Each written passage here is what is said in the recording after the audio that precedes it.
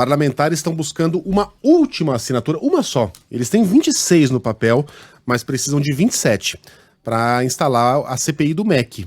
E o presidente do Senado, a gente já falou aqui mais cedo, diz que tem que ter um objeto determinado, um fato concreto para a instalação. Orengo, tudo aquilo que a gente já sabe, aquelas gravações, depoimentos de prefeito, licitação que teve que ser refeita, isso não são fatos concretos que justificariam a criação da CPI? Bom dia para você. Carla, bom dia a todos. Segundo o regimento, sim. E tem uma questão que vai além do regimento, viu, Megali? Que é um precedente do Supremo Tribunal Federal. Porque as CPIs, as comissões parlamentares de inquérito, são instrumentos das minorias no Congresso Nacional. Por isso que tem ali um número de 27 assinaturas num conjunto de 81. Então, conseguindo essas assinaturas, não tem muito o que fazer, porque já tem esse precedente.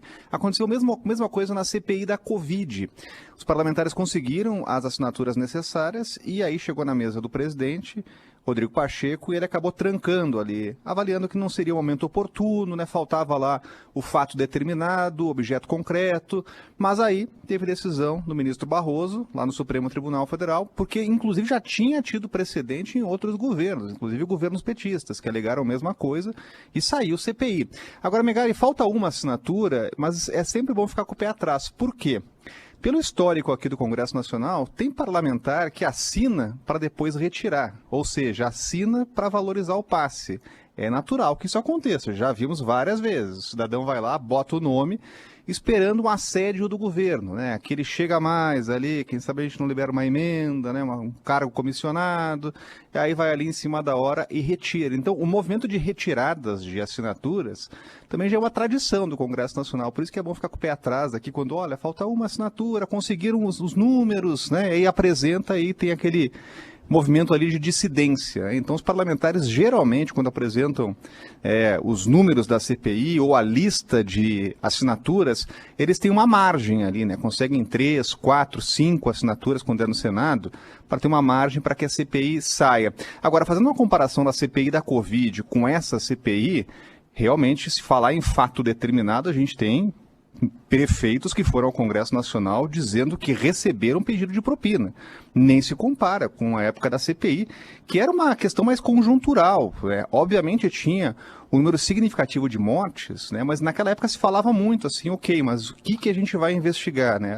A pandemia é algo global, né? Tem que verificar o quê? Aí tinha aquela disputa, né? Vamos verificar os problemas no governo federal ou nos estados e municípios?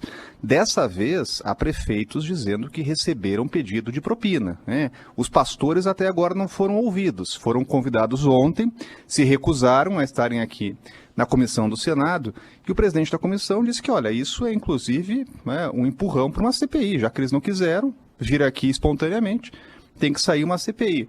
Mas é claro que em ano eleitoral, uma CPI é muito mais delicada. A gente sabe sempre daquele clichê, daquele jargão, a gente sabe como começa uma CPI, a gente não sabe como termina. Ainda mais em ano eleitoral. Nenhum governo quer CPI, ainda mais num momento aí, às vésperas de alguns meses de eleição. Mas, apresentando a assinatura, não tem muito o que fazer, vão acompanhar aí os próximos passos. A não ser que o presidente do Senado ignore as assinaturas, e aí entra em ação o STF, aquela coisa que a gente já... Aliás, foi assim que nasceu a CPI da Covid. De fato, é um grande desgaste, né, Orengo, para o governo, uma CPI, especialmente tratando de corrupção na casa de bilhões com B, num ano eleitoral. Mas, por outro lado, os fatos estão aí, né? E eles são bastante claros, né? Inclusive com gravações.